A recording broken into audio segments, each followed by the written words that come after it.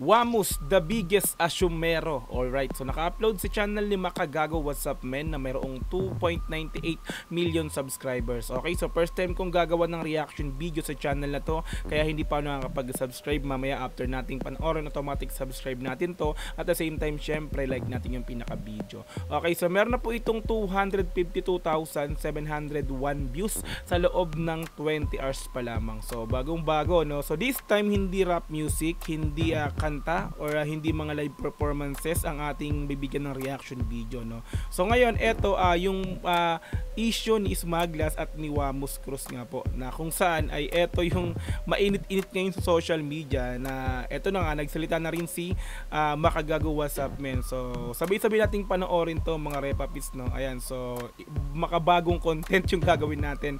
So vlog, kumbaga vlog to, nagagawa natin ng reaction or comment, kumbaga panoorin natin to, no. Okay, so yan. So kung gusto mong panoorin to ng dire-diretso rin, pumunta ka ng description dyan sa baba, i-click mo yung link dyan para direktang makapunta ka sa video na to.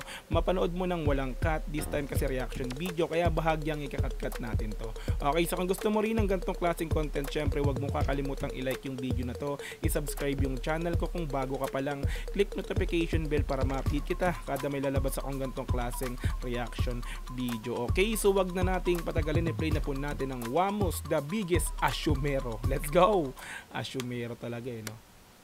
So what's up sa mga kahombre ko dyan? Makagago, what's up man na naman nga pala to. At syempre mga kahombre ko, alam nyo na, today is the today is the day kung saan finally matutunghayan na po natin ang the biggest rap artist, the biggest rap analyst, the biggest rap career ender, the biggest asumero. Na feeling niya, makikipag-collab sa kanya mga malalaking artist sa Philippines. Sino ka ba? The biggest clown. The biggest clown. So dito, no, bali, ito yung pinakang parang masasabi ni Makagago sa nangyaring issue nga ni Wamus at ni Smaglas social media. So tuloy natin, nakatawa na agad ako. Let's go. Sino ka ba? The biggest clown. Lamok. AKA Wamus. Palakpakan ang pukin ng inang yan. Ang lutong nun, grabe ka, Makagago. Let's go. Palakpakan ang pukin ng inang yan. Lutong. Oops, puta. Puta, may lamok. So yun mga kahombre ko, nakita naman nating lahat. Napakatindi na po ng pagiging asumero ng tao na ito, si Wamus. Wamus, ano ba ang iniisip mo? Parang sobra pong kapal, no, ng pagmumukha ni Wamus to say na hindi daw siya makikipag-collab kay Smaglas. Ito nga, no, yung pinakang popular ngayon sa social media, no. Kasi nga po si Wamus ay in-interview ni sino ba nag-interview yan anyway, so hindi ko alam. Interview na kung saan is tinanong kung makikipag-collab o hindi, no. Kung tapos nabanggit dito na si Smaglas is pass daw siya sa collab para kay Smag, kasi nga ang bilis daw, masyadong mabilis, hindi naintindihan daw yung kanta, no. So sumikat lang daw siya dahil sa flip top. Tapos may sinabi pa siya ron na yun nga is sinabi niya ron na si Smaglas is nakilala din lang sa flip top, at the same time sa kantang nakakamiss lang kasi yun lang din nagustuhan niya, pero daw hindi Smaglas daw ay hindi naman talaga main artist doon, na kung saan chorus lang daw siya. Tapos si Kerswan lang daw at saka si Flick G yung nagbuo daw dapat alam. Pero okay, tutuloy natin ito. Masyadong marami din sabi ko. Hindi daw siya makikipag-collab kay Smaglas. At isa pa mga kahombre ko, ang pagkakasabi niya pa, pagkaka-clear out niya pa mga kahombre ko, kasama nung tulok niyang kasama na kapatid. Tulok. Ang lutong ng mga tulok, eh. clear out niya pa, mga kahombre ko. Kasama nung tulok niyang kasama na kapatid niya, yung Ken Okay, so sabihin si Awit Gamer pala yung kasama niya ron sa interview. Kumaga parang okay, sige, let's go. G. Cruz. Nakakatawa sila parehas. At sabi po ni Wamos, hindi daw niya ma-appreciate si Smaglas. At ang akala po ni Wamos, mga kahombre ko, si Smaglas ay sumikat lang Ayan na. dahil sa flip top. Ayan At na. ang galing ni Wamos, siya po ang the biggest Ang galing. rap analyst of them all. Tandaan nyo, Biggest rap analyst ha. Ay, nako po. I'm the biggest rap analyst of them all. Tandaan nyo, siya yung pinakamatindi sa rap industry. Imagine nyo, hindi niya po ma-distinguish yung flip top sa freestyle battle. Yeah. Sabi niya, nakilala lang daw si Smaglas dahil sa pag-flip top. Yan na, yan na. Ano ka ba naman, Wamos? Hindi makakapasok si Smaglas sa flip top or sa rap battle industry kung si Smaglas ay hindi sikat back in the day. Isa, si Smaglas Totoo yun. Kasi si Smaglas nga bago siya nag-flip top, membro na siya ng Chakra ng 187. At the same time, Blind Rain din yan. So, yan. Yan yung mga tatlong grupo, kumaga tatlong kampo na which is na kung saan kasali si Smaglas that time, no? Kasi yung mga tatlong kampo na yan is talagang kilala nung that time na yon. So, kung di ako nagkakamali, 2010 ang flip top ng siguro mga January or February ng 2010.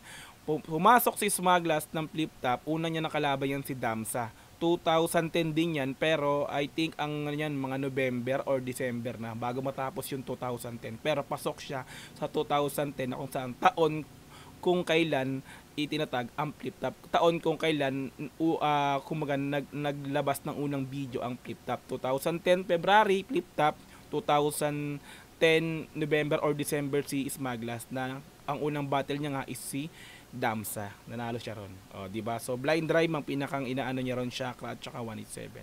Yun. So, hindi ako nagkakamali yan. Totoo yan. Okay, let's go. ay hindi sikat back in the day. Isa, si Smaglas sa mga naunang mga MCs sa flip top, mga kahombre ko. Alam nyo yan. Pero uulitin ko sa inyo, Kumaga, not totally naman na nauna. So, kasi ang mga nauna talaga dyan, sila Batas, Looney, Fuego, ayan, marami yan. Si Harlem, si Dicta, ayan, si Dino Baba. Basta yun, sila Looney, syempre, si nakalaban nila, si Sap, si Gab ba yun? Gab yan.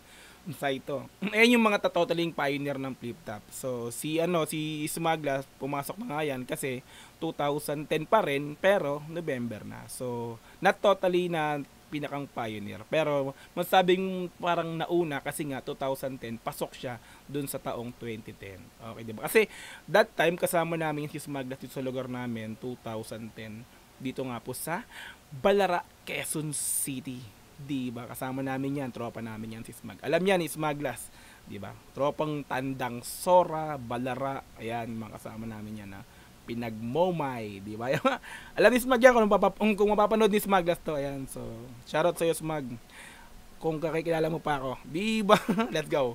MCs sa flip top, mga kahombre nyo yan. Pero uulitin ko sa inyo, isa siya sa mga malulupet na rap artist sa bansang ito. Alam naman ng lahat yan, mga kahombre ko. Come on. Nag-iisa lang po si Wamos na hindi kasama nung tulok niyang kapatid na may ayaw sa rap Natawa talaga ako sa pagkakabanggit na tulok. Tulok talaga.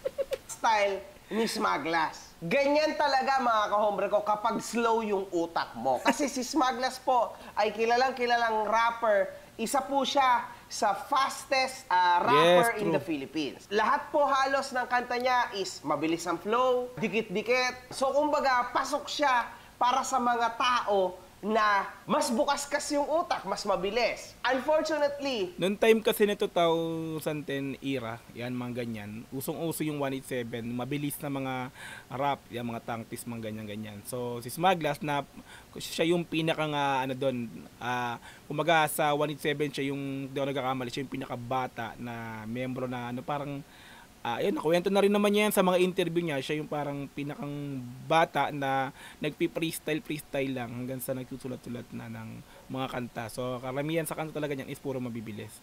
Diba? Saya, yung era na yon talagang lahat ng mga nag-rap nung wala pa yung mga geng-geng, di ba, mga geng ngayon, mga trap, mga drill rap, so wala pa yon. So ang pinakang patok that time is yung mabilis na kanta. Yan, so yun, let's go, tulad nito. Tao na mas bukas kasi yung utak, mas mabilis. Unfortunately, si Wamos po, hindi talaga niya ma-appreciate yan. Dahil ang utak niya ay kasing liit ng utak ng lamok. What do you expect, man? Gaano ba kalaki ang utak ng lamok? Maliit Grabe namang utak talaga lang. Pinakita lang talaga yung sobra. Exactly ganun po ang utak ni Wamos. That's why, hirap na hirap po siya Nagpakita pa. na intindihin yung bawat bara. And ang kapal pa ng mukha ni Wamos, mga kahombre ko, na sinasabi, hindi naman daw sikat si Smaglas. At the same time, wala naman daw sumikat sa mga kanta niya. Sumikat lang daw siya sa flip top. At kung wala daw si Curse One, si Flick G, hindi daw sisikat si Smaglas. Yan yung nilatabi ko, di ba, kanina, no? Dun sa issue ng yung nakakamiss lang kasi, yung kante talaga na yan, kante yan ng Marshall Camp, which is, andyan sila, Mac Nasty One, si Booger yan si Booger. Ayun yung pinaka-CEO ng Marshall Camp. Membro ng, pasok sa Marshall Camp si Smaglas tsaka si Curse One. Ang kanta na yan is talagang, kung di nagkakamali, kay Mac Nasty at kay Slick One, tsaka kay Smaglas kay Curse One. So, parang tumagal yung sulat ni Mac Nasty kasi busy, tsaka ni Slick One, kaya natenga yung kanta, na ilabas yung teaser niyan. So parang nangyari nung nilabas ng teaser, nabura din yun kasi parang kinuha na ni Smaglas at ni Curse One si Flick G at tsaka si Delo, 'di ba? Yun, hanggang sa nabuo yung apat na yun, kaya nailabas siya 2000, ano bang taon na ilabas siya? I think mga 12, ganon, 2000, ay hindi, 13, mga ganon. So hindi ko na sure, pero yun yung pagkakalam ko dyan, so nakakamiss lang kasi. Okay, let's go. At kung wala daw si Curse One, si Flick G, hindi daw sisikat si Smaglas. Wamos, you need to make a big research first. Yes. Kasi nakakahiya yung pinagsasabi mo, ha, para sa mga may alam. Alam po nating lahat na yan 187 Mobsters, pasok sa chakra. So, alam yun, para sa mga mahilig sa mundo ng hip-hop, rap industry, everybody knows kung sino talaga si Smaglas. Alam nyo yun? Yes. There's a certain time. Kilala yan ng mga totoong rapper, hindi yung mga wannabe. Di ba? Yung nakiki-hip-hop, nakiki-rapper ko, no? Di ba? Yan yung mga hindi kilala ang pagkatao ni Smaglas. Pero kung ikaw talaga isang pure rapper ka talaga, pure hip-hop, ay alam mo yan kung ano yung history niya ni Smaglas. Si Smaglas ay talaga nang nakasama namin dito sa lugar namin yan. Mismong araw ng birthday ko nandito yan. 2010, October 10 at 11. Dalawang araw yan nandito. So, tambayan ng Balara. Kaya alam namin, kilala namin yan si Smaglas. Alam namin yung kung paano nagsimula yan, no? Alam namin na nakikitulog lang yan kung saan sa mga tropa. Alam namin na talagang saan maabutan yan ng inuman. Kahit sa jeep, natutulog yan. Ganyan ka, yan, si Smaglas. Kaya alam namin yung pinakang pagkatao niyan. Tropa, Smaglas, sana naalala mo pa ako. Dogs. Let's go. Everybody knows kung sino talaga si Smaglas. Alam niyo yun? There's a certain time, kahit wala pa yung flip top, mga kahombre ko, na yan isa yan sa mga magigiting, matatatag na mga OGs, no? ng mga Pinoy rap song. Isa siya sa mga nauna na gumawa ng mga love song, mga tira, mga banat. Ang gaganda ng mga nung panahon na yon, nung mga panahon namin na yon, no?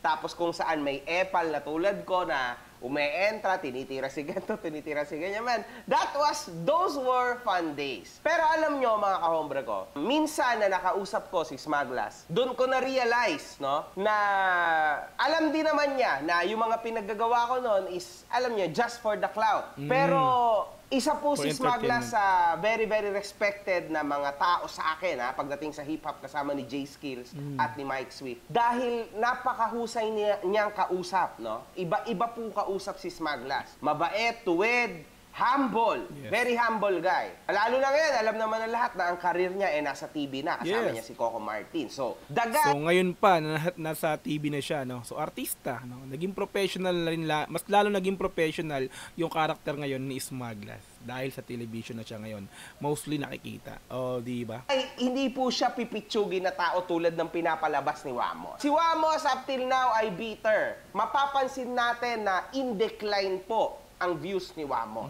Kita nyo lahat yan. Yung fame ni Wamos ay natatarnish na ng kalausan. So wala po siyang ibang choice ngayon kundi man-trigger. In fact, last few months, sinubukan niya rin i-trigger si Makagago What's Up Man tungkol dito sa interview niya kay Lai Austria. Bago mo sana pinahintulutan na maglabas si Lai Austria ng ganyang klase ng statement na kesyo dahil sa akin, kaya nawala yung tatay niya dahil sa ginawa ko kay Lai Austria, sana naglabas kayo ng proof na kung saan yung tatay niya sinasabi talaga na ako ay mawawala na dahil sa tira ni MG sa anak ko. Kasi hindi siya magandang statement. Straight siya na paninira, no, sa tao. Sa akin, ang natutunan ko sa mga panahon na ito, bago ka magsalita, make sure na kaya yan back-upan ng proof mo. Huwag ka lang magsalita in vain. Kasi magmumukha kang si Wamos. Kasi may allegation Kulit eh, no? Si Wamos. Talagang pinakita pa eh. in vain. Kasi magmumukha kang si Wamos.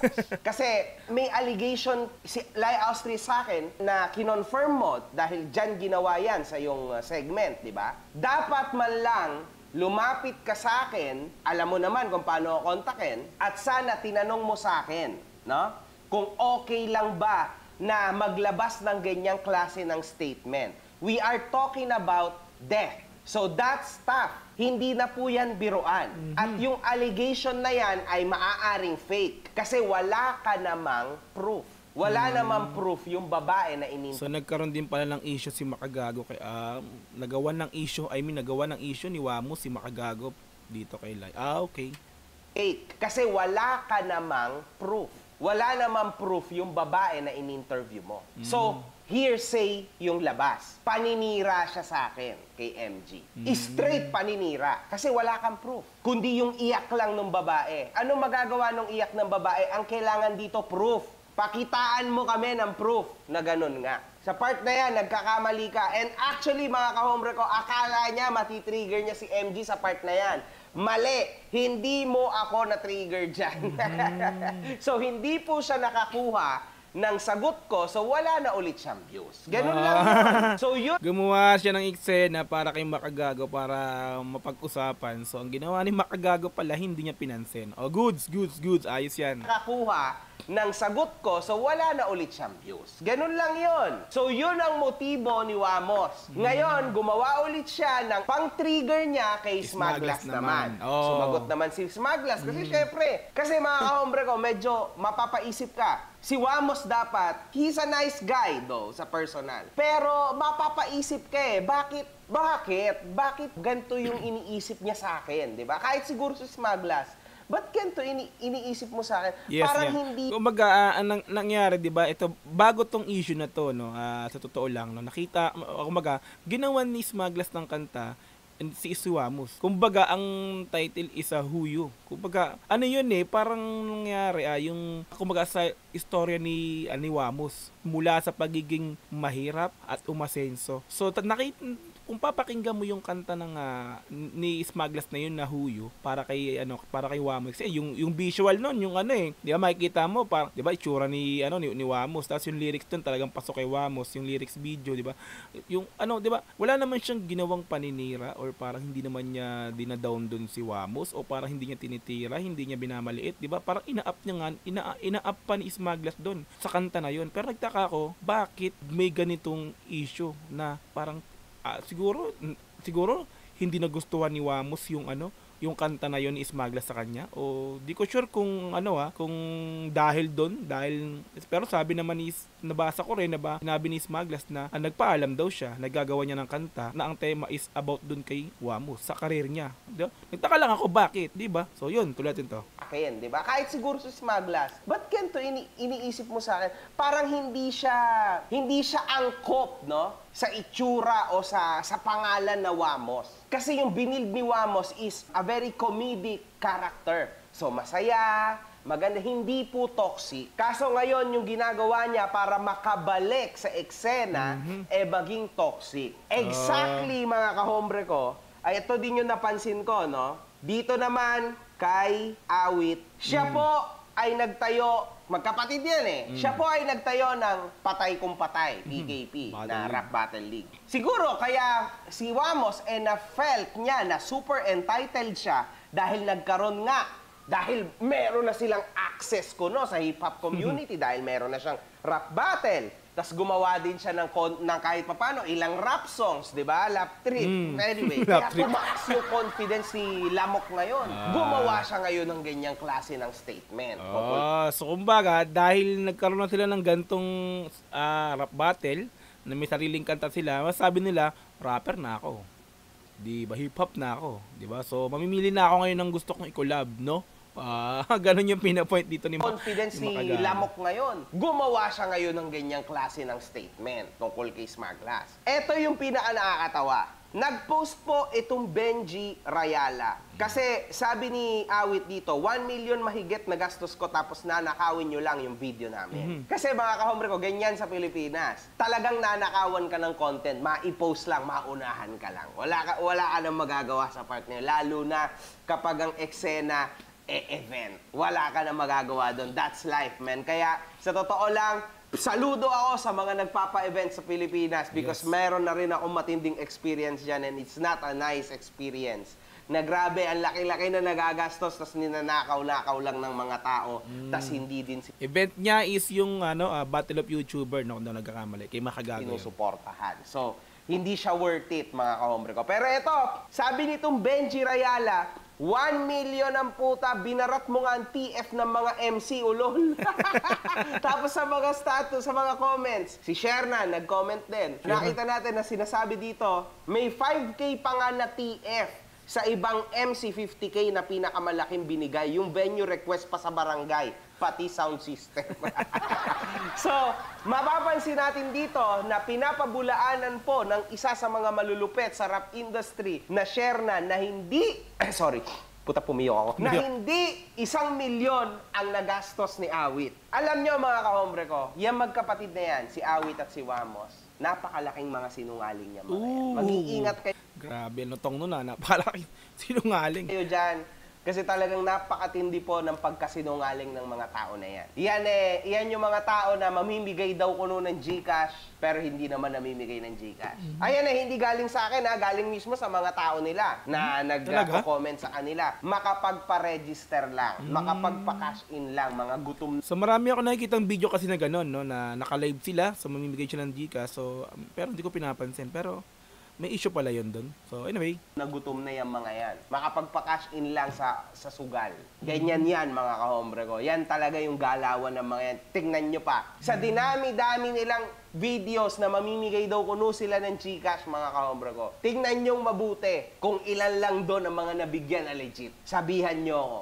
Sabihin nyo sa akin kung totoo ba or hindi. Ewan ko, man. Para sa akin, alam nyo, this is the biggest flop ni Wamos this year. Wamos is a nice person, Antoinette is a nice person, pero sa loob ng internet, ngayon, super duper failure po ang nangyayari sa career niya. Dahil sa mga mistakes niya na pinaggagawa na to. Hindi tama yan, Wamos. Kasi tulad niya na lagi mo pinaglalaban, may pamilya ka, may anak ka, may ganito ka, may ganyan ka, tapos ganyan ka maggagalaw. Mali na umasta ka ng ganyan. Na napakayabang mo, asyumero ka, feeling mo naman makikipag-collab si Smaglas sa'yo. Diyos ko, Lord, man. Baka nga kahit ako, hindi ako makipag-collab sa'yo. Anyway, ayaw mo naman makipag-collab sa'yo. Pero still, kahit ako, hindi ako makikipag-collab sa'yo, si Smaglas pa kaya, man. One love. Good fucking vibes. Alright, yan. So, Wamos the biggest asyumero, no? Subscribe natin si, Makagago, what's up, man. So, ulit yung mga sinabi mo, nalutong, what's up, man, Makagago. Diba? So nalaman natin, no, may mga konti ako nalaman about dito, no. So sa issue ni Smaglas at actually may nalaman, pero yung iba alam ko na talaga na na yun. So yung si Smaglas talagang hindi yan talaga basta-basta rin. Pero yung kay Wamos, yung issue niya dun sa register, mamimigay ng GCash. Ngayon ko lang nalaman din yan. Ayan, so balik kung gusto mo tong panoorin din ng dire-diretso ay pumunta ka ng description dyan sa baba. I-click mo yung link dyan para direktang mapunta ka sa video na to. Mapanood mo ng walang cut this time kasi may bahagyang kinat-cut natin to para mabigyan ng reaction comment, no? Okay, so kung gusto mo rin ng gantong klaseng content, syempre wag mo kakalimutang i-like yung video na to, i-subscribe yung channel ko kung bago ka pa lang, click notification bell para ma-update kita kada may lalabas akong gantong klaseng reaction video. Hanggang sa muli, marami pong salamat. This is Dog TV. Peace and I'm out. Yeah.